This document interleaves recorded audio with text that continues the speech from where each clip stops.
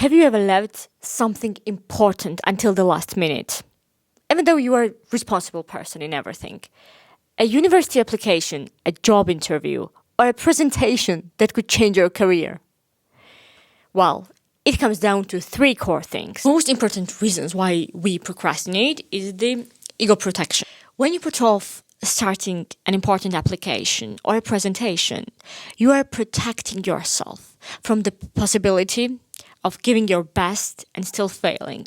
Let's imagine you have these 2 weeks to prepare a presentation and you work every day. You give your best. You really sit down and do your work. And still, when the presentation comes, you fail. How are you going to feel about it? What are you going to say? It means that you gave your best and still you were not enough. Your work is not enough. So you are not really enough. On the contrary, if you wait for the last day and you begin before the deadline, even if it does not go as well as you wanted, you're like, okay, I didn't give, it wasn't good because I didn't have much time to prepare for it. So I prepared only like in the last minute. So imagine if I had more time to prepare for the presentation, how well and how amazing it would have been, right? So it means that our mind tries to protect our self-image.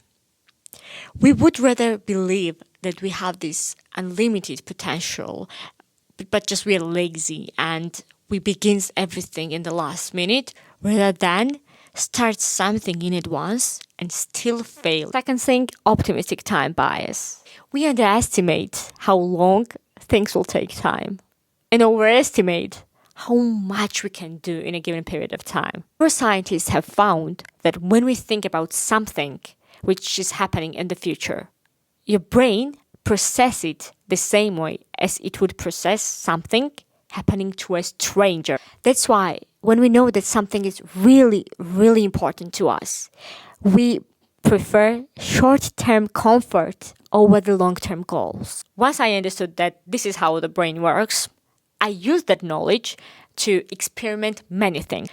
I no longer leave everything to the last minute. The first thing, take whatever this thing you have to do and break down in very, very details, like small subtasks. Do not write that I have to apply to universities. No. Write down, I have to research the programs. I have to research the scholarships. I have to read other people's reviews. I have to write several drafts of personal statements, study plan. I have to go into detail and write the syllabus of the program I want to apply. And I have to also check whether I'm eligible for the scholarship or not. And write down in many, many subtasks. Once you have these subtasks, also write down the times that each task you think will take. Okay? And once you write down the time, then multiply it by 2. Step 2. Make the future closer than it is. We're going to trick our brain. And that thing really deserves that. So, you have deadline in 2 weeks' time, right? You're going to write down that you have to prepare this presentation in 10 days. 10 days. And you're going to write this down not only on your paper. I don't know, if you're a digital person and you mark everything in your calendar, then you're going to mark in your calendar that you have deadline in 10 days. Mark everything. Whenever you get this list of things that you have to apply for university, you have to prepare for the technical interview, you have to learn something new, mark it in the calendar and give it deadlines, but not the real deadline. For example, when the university opens the application process, at least you have 1 month, right? For example, no. Write deadline that you have 2 weeks only.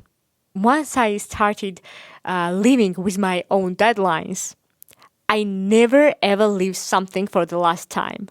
When I want to do something and I haven't done it before, I say this out loud. Okay, let's try these things. And I go with this positive energy that let me try it. And from trying, if I fail, okay, I will learn something. So this is not the right way to do it. So I look everything as a learning experience, and I no longer let myself to procrastinate because I'm not afraid to fail.